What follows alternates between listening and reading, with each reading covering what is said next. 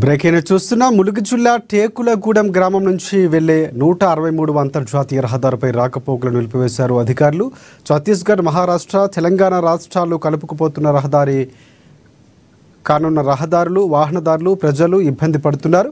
2 రోజులుగా కురిసిన వర్షాలకు గోదావరి ముంపు గ్రామాలైన గుమ్మడిదొడ్డి, వాచేడు గ్రామాల మధ్య రాకపోకలు పూర్తిగా నిలిచిపోయాయి. గోదావరి ఉగ్రరూపం దాల్చి ప్రవహిస్తుంది. దీంతో బొమ్మనపల్లి, ఎడ్చర్లపల్లి, వాచేడు గ్రామాల మధ్య వాకులు ముంపుకు గురై కాగా రాకపోకలు నిలిపివేశారు.